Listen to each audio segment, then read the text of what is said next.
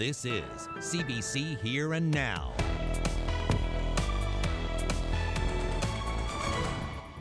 When I've been reaching out to people, I've been getting a lot of support. Let's get the race, let's get it done, let's get me re-elected. An incumbent Liberal MHA in a fight to keep the nomination. Why Betty Parsley is being challenged. Good evening and welcome to Here and Now. I'm Anthony Germain. And I'm Carolyn Stokes. Well, it's Betty versus Bev. Liberal versus Liberal. That's the scenario in the Conception Bay district of Harbour, Maine, where an incumbent MHA is fighting to have her name on the ballot for the upcoming election. Terry Roberts has this look at the district. Here's Betty Parsley, front and center at a funding announcement in her district on Thursday. Not so discreet plugs of support from her fellow politicians. I will say Betty is especially excited today because now she can stop phoning me on this one. A few rows back, sitting quietly with her husband, the woman who wants Parsley's job. It's a scenario that's not unheard of in provincial politics, but people take notice when it happens. A sitting MHA being challenged for her party's nomination. I have a lot of respect for Ms. Parsley and the work that she's done, but when I've been reaching out to people, I've been getting a lot of support.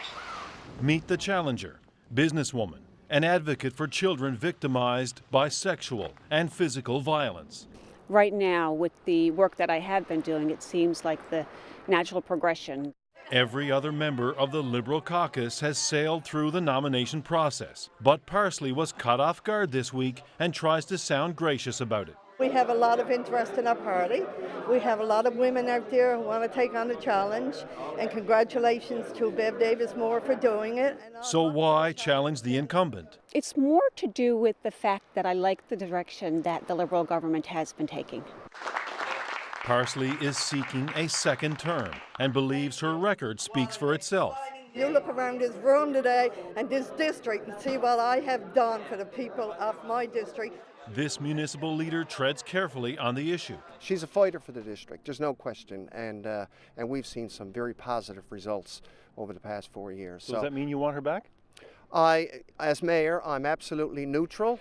Liberal politicians are also being diplomatic. We have open nominations and it's part of the democratic process, and we encourage people to put their names forward. During the 2014 nomination, I faced a nomination challenge as a sitting MHA and went through that process, and it's part of the democratic process of any political party or political system. So we welcome that in the Liberal Party. And the Premier is staying neutral. When the people in the districts make a decision who the nominee would be, we'll add them to the slate. The two hopefuls are looking forward to Monday, when Liberals get to decide whose name will be on the ballot. Whatever the outcome is, if she is the successor, I wish her all the best. Let's get the race, let's get it done, let's get me re-elected, then I'm off to the bigger race. Terry Roberts, CBC News, St. John's. Well, still with politics, two longtime MHAs are leaving. Lorraine Michael with the NDP and Keith Hutchings with the PCs are not running again. In half an hour, Anthony will chat with both of them about their political careers. And the NL Alliance is officially a party for the upcoming provincial election. Party leader Graydon Pelly says it was certified by Elections NL this afternoon. The party launched late last year by the former president of the PC party. Pelly quit the PC, saying it wasn't moving toward the real change that people wanted to see. The NL Alliance says nominations are closing in 2 districts on Monday, and Pelly himself will be running in the Mount Scioto district. Well, it's a Deepwater oil project that could bring billions to this province. The St. John's Board of Trade welcomed a top Equinor official today for an update on plans to develop the Bay du Nord area of the Flemish Pass. This after a recent industry report suggested the company's interest in that project is cooling. Here now is Mark Quinn with the latest. Here in St. John's, Equinor isn't casting any doubts on its plans to develop this province's first deepwater oil project. But we are optimistic, but have a lot of work still that we need to do. The project is expected to break even if oil is at $50 a barrel. But it's difficult, if not impossible, to predict where the price will be next year when the oil companies must decide to either continue with the project or shelve it. We're looking at about $70 a barrel right now, but there are a number of things on the horizon that could potentially cause that to drop. So by the time they actually reach sanction, we might have a lower price point. People in this room know another Equinor executive has said the project's costs must come down to make it viable. And that's left some people questioning if the project will go ahead. Oh, absolutely, it raises concerns for me. I mean, we're looking at now going to this new oil co, which is totally dependent on the viability of this project. So with the uncertainty in the price of oil, we have a lot of concerns about what exports in the U.S. are going to look like. We're concerned about what the global economy is going to do. It's slowing down a little bit. So this could potentially be a project that is marginal. Newfoundland and Labrador announced last summer that it's buying a 10% stake in this project. A stake it hopes will return more than $3 billion to the province. And the opening of a new basin, the Flemish Pass. This will spark new opportunities in our offshore. Equinor says it still hopes to sanction the Bay du Nord project next year, with first oil in 2025. Mark Quinn, CBC News, St. John's. Well, have a look at this. It's medical waste spotted at the entrance to the Long Pond walking trail near the Janeway and Health Sciences Center. When we alerted Eastern Health about it today, it was cleaned up. The health authority says the waste is non-biomedical, so no blood or tissue. It believes the waste may have blown out of the hospital's garbage disposal area during one of the many wind storms we've had this winter. Then it was buried by snow. Eastern Health says it's following up with the waste disposal company.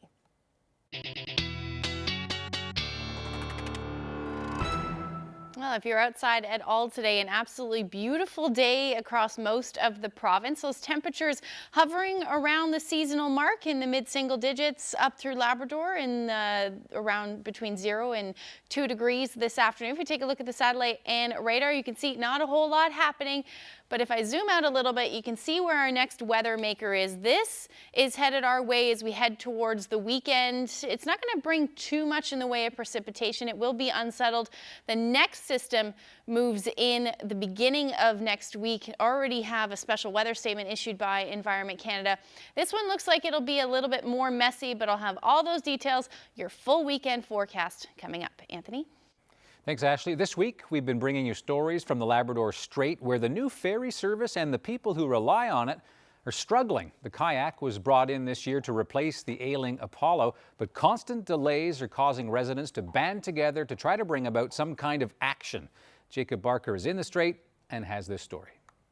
Well, this isn't an uncommon sight here in Lansalou, an empty fridge at the supermarket. This one is supposed to hold ice cream. I'm told that truckers are refusing to bring ice cream across because they're afraid it will spoil if they're stuck. The Kayak W hasn't been able to cross for nearly a week now. It's disruptions like this that prompted 150 people to gather this week to voice their concerns about the ferry's capabilities. The boat absolutely is the wrong boat for this area. Hedley Ryland was aboard the boat earlier this year when it got stuck in the ice overnight. During that time out to sea, I certainly saw what this boat can do and certainly saw what she cannot do. And while the rough season wears on, Ryland and a chorus of others say the kayak isn't big enough and isn't strong enough. We've been telling government the boat that we wanted. We wanted a bigger boat. We wanted more horsepower. What did they do? Completely the opposite. They give us a smaller boat and they give her less horsepower. A new ferry action committee was struck at Wednesday's meeting to advocate for changes to the service. The government right now just come forward. Just come forward and say that they made a mistake with this boat. They're going to look at it and say we're going to replace it or we're going to do something about it. Well, by all accounts, it's been one of the worst seasons for ice stuck here in the Strait of Belle Isle. Something that government officials and Labrador Marine are quick to point out when confronted about the disruptions. With 2 ice-strengthened bows, government says this ship is strong enough for the job, but Coast Guard says it has been exercising caution. The kayak has less horsepower than its predecessor. I mean, it's upsetting that we have a brand new ferry and she's not running on schedule, and after a while you just get numb to it, I guess. And Chad Leto, the mayor of Lanse-Claire, also operates a hotel just up from the dock. Disruptions are taking a toll. My business relies heavily on the road being open, the ferry moving, and it's been a troublesome winter, but I mean, you had to take it all on the chin. He doesn't think government will scrap the boat altogether or revisit its contract. His focus, improving the boat they've been given. A possible solution, an alternative winter port, one with less ice. I'd like to see one closer, you know, like Plum Point or Port au Soir or even Rocky Harbor, I guess, in a way. But Corner Brook has worked out, and you know, it's a safer port to go to. I mean, and a little bit less travel, I guess, because majority of people are going to Corner Brook. And he isn't alone. Less winter crossings have courier Delbert Pike spending more time at this port, the airport. He's had to rely on the more expensive air service to move some of his goods. But now, because of the ferry situation, we got no choice, only fly it into Deer Lake and do it backwards. He hasn't made his mind up yet about the new ferry, but he is unhappy with the docking facility. There's challenges for the workers on the ferry, yes. He says blocks are sometimes used to get trucks off the boat. He wants to see something like a hydraulic ramp put in place. I'm hoping so, because if not, they're going to have all kinds of issues this summer with tour buses and everything else. Yeah. And that could be a major issue. Then you're affecting a lot of people then. Well, the Kayak W is finally expected to make its crossing today with the help of an icebreaker. That's good news for those waiting to get across and good news for their cargo. But what remains here on the shore are concerns about the new service and conversations about what will be done to improve it. Jacob Barker, CBC News, Lanse-Claire. Now, Jacob is always the optimist, but today's expected run did not end up going ahead as planned. It was actually canceled due to, you guessed it, high ice pressure. The kayak is expected to try to cross again tomorrow. Well, the province's largest union launched an ad campaign today. It sends a message to men. Don't be that guy. Hey, guys, listen up. I don't dress for you. No matter how tight my shirt, jeans, no matter how short my skirt, dress, whatever. At work, the gym, wherever. I'm not sending you a signal. I'm not inviting you to comment. And I'm sure as hell not asking for it. So, unless we're in a relationship, please knock off the compliments. NAPE has 4 of these ads that will run on TV and social media. The campaign aims to fight violence and harassment towards women in the workplace and in everyday life. NAPE President Jerry Earle says the ads may raise some eyebrows, but it's an important topic for the union because 68% of its members are women. As a servicing rep, I dealt with harassment in the workplace. I know what women were exposed to, and sometimes people use the excuse they didn't understand, didn't think what they were doing was wrong. And unfortunately, what was done 10 years ago, I'm not saying it was right then, today it's absolutely not right. Some of the comments I air, some of the things I've seen done in workplaces from people bringing in inappropriate birthday cakes even, embarrassing women in the workplace, that's not appropriate. It's not about stifling conversation. It's not about creating a sterile workplace. It's about respecting each other, treating each other with respect, and identifying within yourself those things that perhaps you could check a little bit so that people feel comfortable and safe and equal in a workplace. It is really, truly an honor to be here representing the family.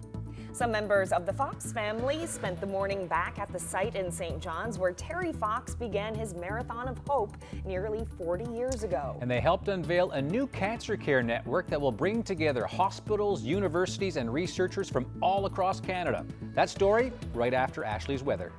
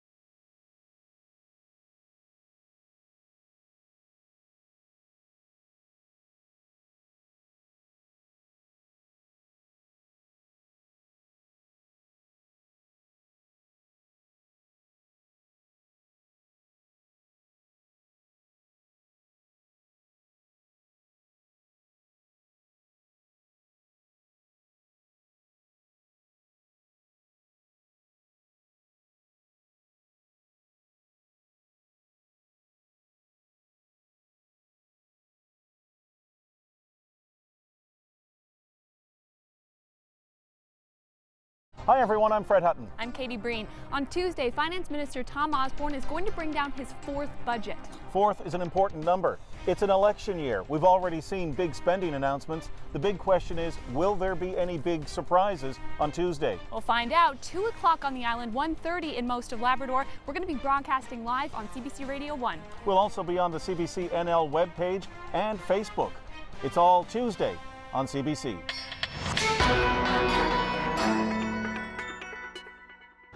This weather update is brought to you by the Healthcare Foundation Home Lottery. Order your tickets now at hcfhomelottery.ca.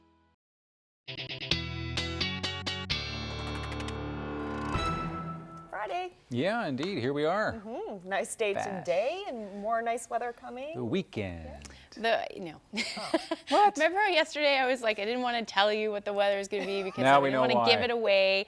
Yeah, so today was absolutely gorgeous. Yeah. If you stepped outside at all, eventually for the Avalon, we saw those clouds clear out, but temperatures, they've dropped a little bit. If we take a look at that, sitting around the the single digits right now. They're going to continue to drop as we head through the overnight tonight, and that's thanks to some clear skies. So here's a look at the satellite right now. You can see nothing other than those clouds that have pushed through the Burin Peninsula as well as the southern Avalon.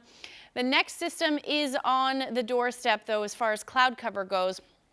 And we are going to see that move in as we head through at least the morning hours. But first of all, tonight, clear skies for the most part. Those winds will ease again along the west coast. -3 for Port aux Basques, -7 for Grand Falls, Windsor. You can see clear skies right across the board. Still holding on to some northwesterly winds, though, gusting upwards of about 30 kilometers per hour, upwards of about 50 in some areas. Lab City, -13 tonight. We are going to see that snow move in thanks to that next system towards the early morning hours and then continue through the day tomorrow. Otherwise, heading east, nothing but clear skies for the most part, maybe a few clouds in the mix, but otherwise those winds will be out of the northwest and temperatures sitting in the minus single digits. Now, tomorrow, watch the next system roll through. So here it is here, bringing in that snow for Labrador. It will be a snow event for you. And then things a little bit messy. Now, there's not a whole lot of precipitation associated with this low, but we are still looking at that potential for either rain or snow, even some freezing rain at the onset of this through the afternoon tomorrow. That's going to spread across the south coast and then up through the northern peninsula. This looks like it should just be snow tomorrow. Otherwise, just that chance of some cloud cover moving through the day and then either rain or flurries, as I mentioned, into the afternoon. Otherwise, we're looking at flurries up through Labrador. And behind that, again, overnight, another round of potential rain moves in, and that's mainly along the west and south coast. So just taking a look at how much snow is on the way, not too much. As I mentioned, we'll start to see some snow move in by morning, so a couple of centimeters on the ground for Lab City, and then spreading a little bit further east by Sunday morning, generally looking at about 5 to 10 centimeters. Heading a little bit further east, though, that'll be closer to 2 to 5, and even the northern peninsula as well. That's where you'll see most of the snow.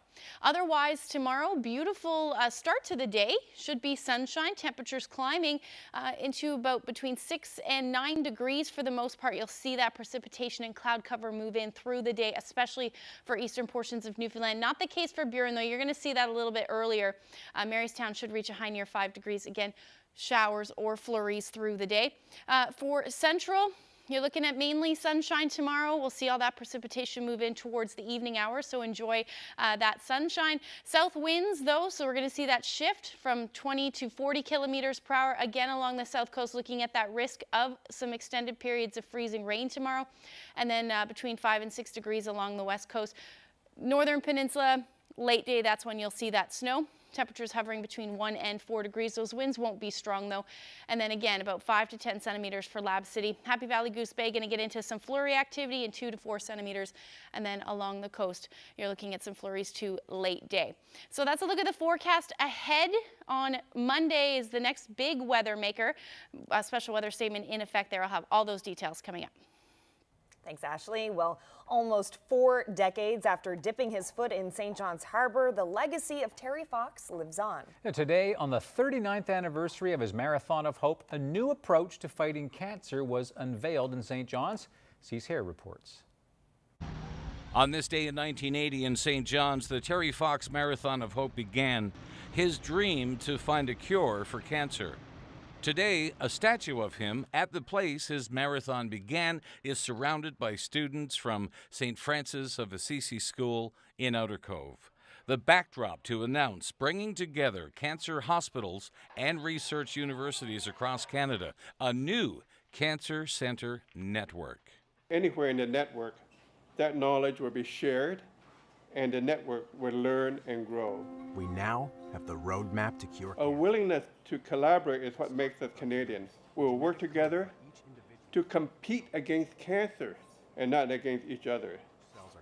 The goal of this network is to deliver what's known as precision medicine.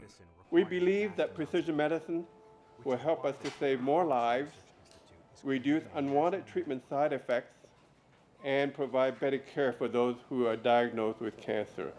Precision medicine pilot projects are underway in 3 provinces, and the Atlantic Group will join the network in about 2 years. We will build an integrated system called a biobank that's going to bring together information on genetics, family history, lifestyle, and outcomes of treatment. And this data can be accessed from anywhere in our region, in our network. The cost of all this is $300 million. Half will come from the federal government, the other half from network partners. Daryl Fox, Terry's brother, flew in with his daughters and thanked supporters for the announcement in Terry's name. We feel we don't deserve this honor as family members. We are only here because of you, because of Terry Foxers like Mo and Debbie and Darren, who traveled here from Edmonton. This is why we're able to have this celebration today, because Terry Foxers have continued the Marathon of Hope that started in 1980. Terry Fox and his dream for a cure for cancer and his Marathon of Hope began right here, and he united a country way back then. And today he's united the brightest minds in cancer research and cancer care. Cease here, CBC News, St. John's. Could be an election as early as next week. 2 veteran politicians who've been in politics for more than a decade each, they've decided not to run this time around. Why? Stay tuned.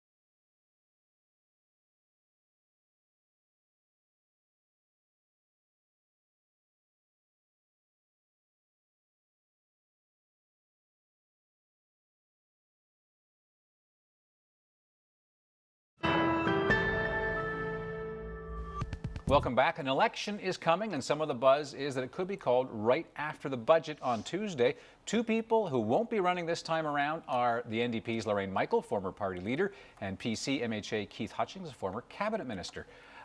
So you've got 12 years. Lorraine Michael, you've got 13. 13 almost, yes. Well, let's start Mr. Hutchings, the rookie. Why now? Why go now? Well, Anthony, I guess after every term, when you look at running again, you go through a process of, do you want to commit for another 4 years if you are lucky enough to be re-elected? I had 12 years. I had a great run. Enjoyed representing the people of Ferry District. Had some time as a cabinet minister. Enjoyed that thoroughly. At this point, after 12 years, I thought it was time to step away and maybe look at doing something different. Okay, Lorraine Michael, what about your case? It's more circumstantial. I was going to run again, but things changed in our party with a new leader being brought in a short period of time ago. And when I met with the party executive to look at the situation, I really believed that our leader would have a really good chance winning a seat in the seat where I sat, because it's been NDP for 30 years, and I voluntarily decided to step down so that she could put herself forward as our nominee. Did you feel a bit like you were falling on your sword for the party? Not at all, no. You know, like Keith, I've been at this for 13 years now. It's been a wonderful 13 years. I've loved all aspects of it. There have been, you know, good times and bad times like with anything else, and it seemed a good thing to do. Okay, let's talk about the good times. Your proudest achievement. What would you say it is, Mr. Hutchings? I know there's always pride in politics. What are you particularly proud of? I'm just proud of the fact that I had a good relationship with the people of Ferry District. They were able to re-elect me a number of times. On a professional note, I guess my time in government, we were able to enhance the lives of Newfoundlanders and Labrador. Many of the new programs we're able to bring in. On a personal note, my district, certainly UNESCO designation for Portage Gulf South. That's something that's worked on for a long period of time. It's a great ability for the area to grow and to develop. We haven't seen the dedication I'd like to see over the past couple of years, but I hope that would change. And I think from that perspective, really proud of that. Okay, on this side of the overpass? Well, same way in terms of my constituency. When you run the first time, you don't know how people are going to react, and I did win the by-election, and then went on for 3 general elections with my constituents continually telling me how proud they were to have me as their MHA, and it meant I was really representing them in the House of Assembly, and I really feel good about that. Some telling me now they wish I weren't stepping down, but I've explained why. Feel good. And that does feel good. I also believe that we were able to work well. Even though there were many times I certainly didn't agree with government, there were many things that we were able to sit down and work on together. Keith and I, for example, he was Minister of Fisheries when we had the All-Party Committee on the Northern Shrimp, and the fact that because the 3 parties came together, I think was just the idea I put forward first. Let's try this together. We went to Ottawa together and got Ottawa to agree to maintain LIFO. I think that was really important that we did that. Okay, now that's the good, as you know, in the politics, there's the good, the bad, and the ugly. Difficulties or regrets? I'll start with you because you obviously faced a party revolt, which wasn't particularly pleasant. No, it wasn't, but I don't have any regrets about my behavior and you know, how things went either before or after. I don't think I could have stopped certain individuals. I certainly tried to communicate, but so no regrets. But sure, you must regret the fact that the party, you know, it looked as though it was poised to be significant with several MHAs, and then it kind of... Oh, I'm not happy about the fact that when in 2013, according to the polls, I was the most popular leader of an opposition party in Canada when this happened. Obviously, I'm not happy about that. I don't regret anything I did. Understood. It's my definition of regret, I guess, you know. So I don't regret anything I did. I wish that hadn't happened, but it did. Mr. Hutchings, I'm not sure if I want to open this door. Of course, you were part of the Danny Williams wave, Muskrat Falls. You know where things are now. Is that an issue of regret for you? It's an issue of certainly concern. I mean, I was part of a party that thought the fundamentals of Muskrat Falls at $6.2 billion and how that could be done. I certainly agreed with those principles. Where we've gone from there to where we are today, it's used concerns. No one wanted to see that increase. I don't think anybody in the province. But that is of concern, with no doubt. And we're seeing now through the inquiry, there's issues that are arising that are of grave concern and how we got to this point. Another regret, I guess, is over the past 4 years, we haven't outlined the rate mitigation or options that are available to people of the province to certainly, you know, have them feel that there is a way forward here. And I think that's lacking in the province. Aren't those the Premier's words? Pardon me? Aren't those the Premier's words? No, he hasn't given a rate mitigation plan. We can call it what we'd like, but we need to give people confidence that there's a future here. We have options, and you need to lay that out for the people of the province. And we haven't seen that, unfortunately. Final question for you. Politics, certainly the last session. I want to respond to that. Okay. I want to respond to the Muskrat Not the Falls. final question. No, it's not, because I'm quite disturbed now to hear the things that we're learning through the inquiry. Something I should feel happy about is people, including some journalists, have come to me and said, everything you said during the filibuster on Muskrat Falls, you were right on. You were asking the right questions. Does that make me feel good?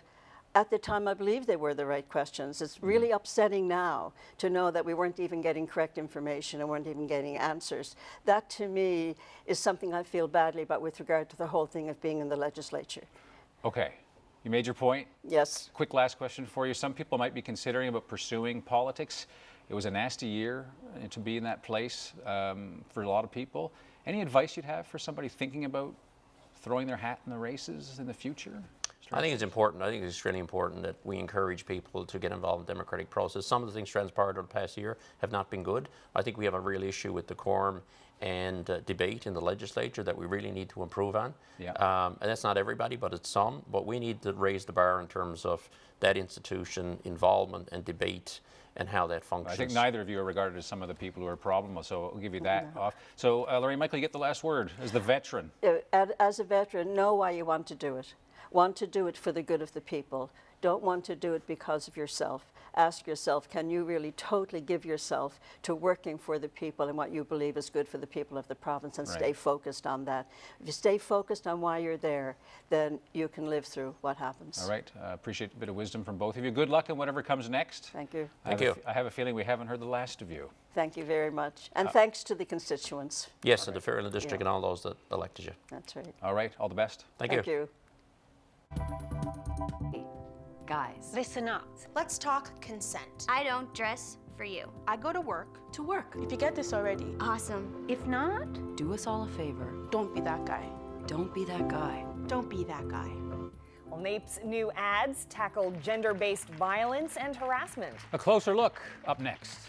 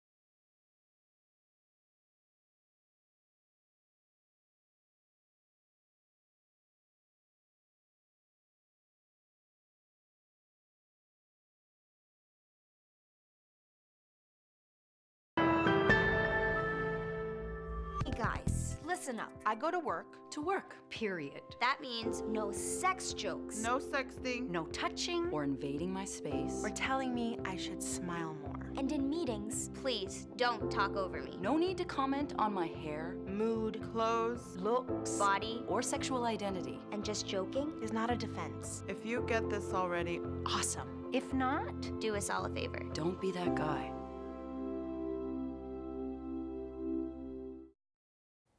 Well, that is one of 4 different ads in a new campaign created by NAPE that's meant to change not only the attitudes of some men towards women, but also their behaviors, how they treat women and talk to them, from outright harassment to seemingly benign comments on how a woman looks.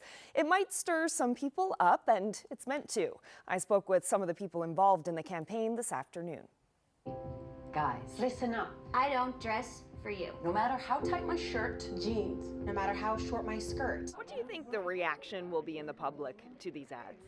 Well, I expect it'll be varied. I expect it'll cause a lot of discussions to happen. People may say, you know, never thought of it that way. People may say, yeah, you know, we need to speak out, no matter if you're a man or woman. You need to speak out against violence when you see it. Whether you, you know, check your own behavior and you're an ally, you still have a role to play. There'll be some uncomfortable conversation, I suspect. People don't like to question their own behavior and their own attitudes, but I always say there's no education without tension. I think we need to have that tension. I think we need to be a little bit uncomfortable with it. Let's talk pet names. I'm not your babe. Honey. Brown sugar. Precious. Squaw. Sexy. Sweetheart. Sweet cheeks. Or the like. I know some of you think that it's harmless. But it's actually belittling. You hear in a workplace where someone say, you know, you're a lot prettier if you smile, right? I mean, that in and of itself is an offensive remark. And if they think about that, they'll understand why it's an offensive remark. So that guy's the guy who needs to think about it.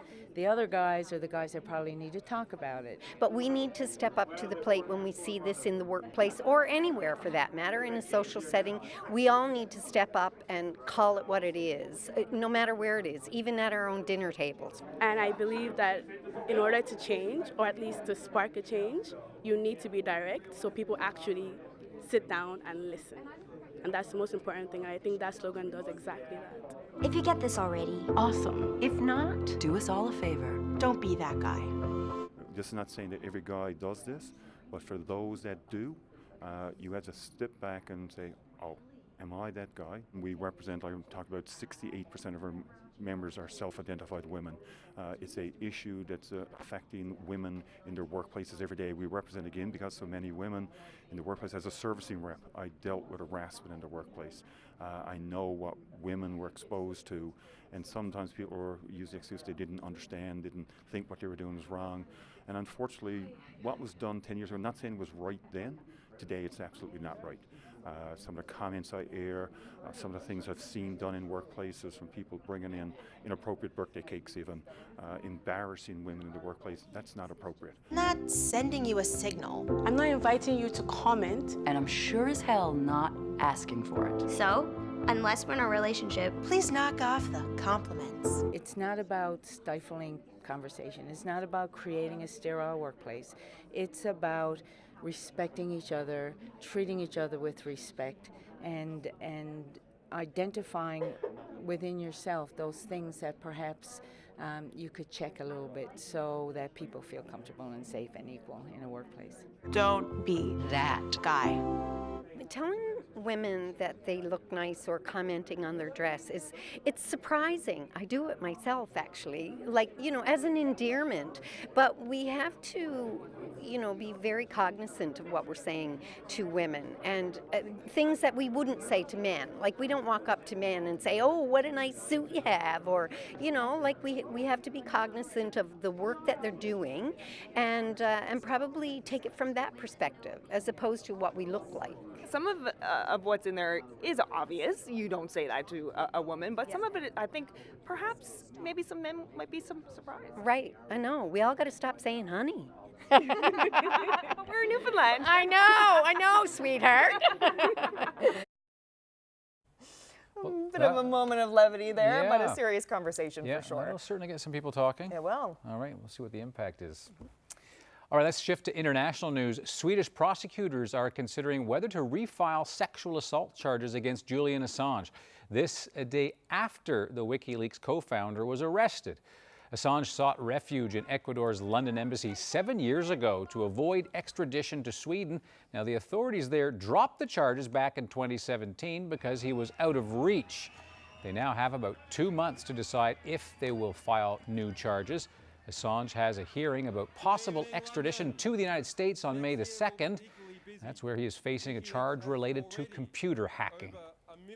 Legislation years in the making has finally been tabled in the House of Commons today to ban animal testing in cosmetics. Animal rights groups are pushing it to be passed before the current session of Parliament ends ahead of the fall election. Are calling on the government as well as all MPs to expedite this bill so Canadians can rest assured that all cosmetics are cruelty-free. The private member's bill was put forward by Conservative MP Marilyn Gladue. If passed, it would prohibit all cosmetics testing on animals in Canada and ban the sale of any cosmetic tested on animals, even if it was made outside the country. Mice, rats, guinea pigs, and rabbits are most commonly used in cosmetics testing. Well, Toronto Maple Leaf fans, certainly known to be diehards. There are many optimistic fans in this province, as you well know. Feel sorry for them. They're passionate about their team and ever hopeful despite decades without taking home a Stanley Cup. But there's one fan in particular, and this guy actually makes some of the more rabid fans in Newfoundland look tame. Not from Ontario. Gary Mansfield is from Cape Breton. Welcome to my man cave. Say hello to Archie McKinnon from Little Labrador. It's a picture of me and Gary Lehman, 50-goal scorer for the Leafs. I actually got to meet them all in the dressing room with them, and this is my mascot over here. And he happens to be all dressed in Dave Tiger Williams hockey gear. He's wearing Dave Tiger Williams hockey pants, his socks. The 20-year collection covers the walls and the ceiling, but his pride and joy is his handmade Toronto Maple Leaf pool table. McKinnon says in his younger days he was a Boston Bruin fan, but that all changed when the company he was working for in Ontario gave him a season ticket. The hype and the atmosphere and everything, I kind of got Leaf fever. Never changed me now. I'm solid Leaf till the day I die. Oh, this is my baby. I got her all done up in Toronto. Outside, his truck is not the only thing painted blue and white. There's garbage cans, a doghouse, and yes, even his dog. He's a big Leaf fan. He's all excited too. When the sun goes down, the lights come on. As McKinnon's home shines bright throughout the neighborhood, he believes the Leafs can make up for last year. They're trying to cut for the net, scores! Another heartbreak in Boston for the Toronto Maple Leafs. McKinnon predicts his Leafs will beat Boston and go on to win the Stanley Cup. We've got a lot of scoring power, and I think the Bruins are in for a battle that they can't win. Gary Mansfield, CBC News, Little Labrador. We had a good game last night. Yeah, and no doubt Archie will be watching again tomorrow night when the Leafs take on, but it's going to be a great series. Yeah. It's game 2 in their series, so who do you cheer for? Toronto. Oh, but, really? Yeah, by association. That's and good you're, enough. You're don't from even Montreal, mention, yeah. but you're not. Yeah, Senators. It's, yeah, no, let's not go there.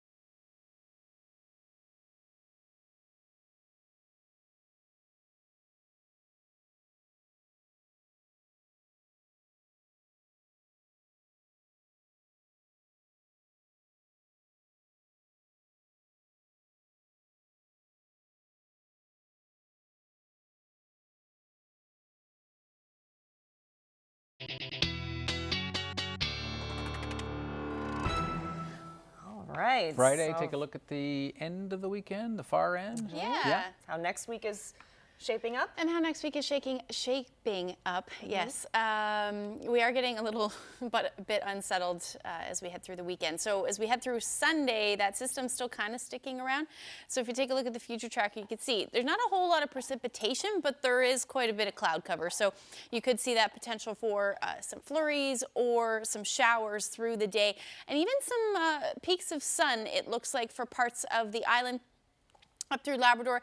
Eventually, you will start to see some clearing through the day once that system moves out of the way, and that's exactly what's going to happen for parts of the island as well through the afternoon. Then the next system rolls through for Monday. And with that, though, we're going to see temperatures above seasonal by a couple of degrees for the most part. Somewhere between 6 to 9 degrees through the island. Down along the coast, though, and in anywhere where you're close to the coast is where you could see those temperatures a couple of degrees cooler through the day, just thanks to onshore flow. Otherwise, we're looking at that potential for flurries for the first half of Sunday up through the northern peninsula, and then the sun should peak out. And then some peaks of sun as well through parts of central. Otherwise, you're looking at some showers. And then a mix again for the southwestern portion. So around Port aux Basques, you're sitting around 3 degrees, and then you could see either rain or snow through the day. Up through Labrador, some flurries again through the first half of the day, and then some clearing skies. Lab City will hang on to that cloud cover hovering around the 0 degree mark. Now, looking ahead, this is where we've got that special weather statement in effect already. And we're going to start to see the effects of this system move through on Monday. Now, it is taking a more northerly track, which means it'll be a little bit more messy. So we'll see a changeover to rain quite quickly for the south coast, and then along this pink line is where we could see some extended periods of freezing rain. North of that, up through the northern peninsula, will likely stay all is snow, and we're going to see that for Labrador as well. And that system will continue to track a little bit further east through the day on Tuesday, so it's slow moving. In behind that, we'll wrap around some colder air, and things will change over to snow. So it looks like we could see some accumulating snow by the time Wednesday afternoon rolls around. Finally, that system will move away into Thursday. So here's a look at the next 5 days. Those temperatures still above 0 for the most part. Windy conditions on Sunday, and then that mix will move in on Monday and continue to stay windy right through Wednesday. For Central, we're looking at a similar forecast, likely more sun on Monday, though, reaching a high near 8 degrees. That wintry mix will move in Tuesday and continue through the day on Wednesday. Western Newfoundland, similar forecast, breezy through the day on Sunday with rain through Monday and Tuesday, that wintry mix. Wednesday, looking at that potential for some flurries. And then Eastern Labrador, 2 to 5 centimeters tomorrow. And then 5 degrees by Monday, windy conditions returning on Tuesday. And then Western Labrador, 5 to 10 centimeters tomorrow. Otherwise, we're looking at that potential for flurries right through the week. So just before we go to break, wanted to share this photo. I'm talking about spring a lot, a little bit of a spring thaw. This photo was taken in Central. It's kind of hard to see, but. Big river? It's a river thawing out? Yeah. Or a very big hazard on a golf course? Yeah, exactly. All right, take a guess at home, and I'll tell you where this photo was taken when we come back. Not the gander. No. Good luck.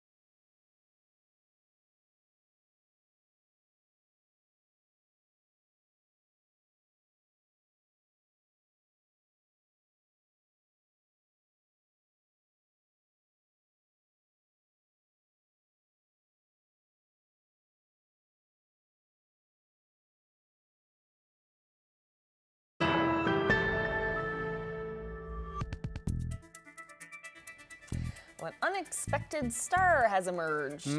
Yeah, he's a champion of a grueling 250-kilometer race through, believe it or not, the Sahara Desert. And the heat was ferocious, if you can get the pun. Sorry. Had to. They didn't stop this dog, whose name, believe it or not, is Cactus. Excellent name. He crossed the finish line of a 6-day ultramarathon in Morocco after running more than 70 kilometers today.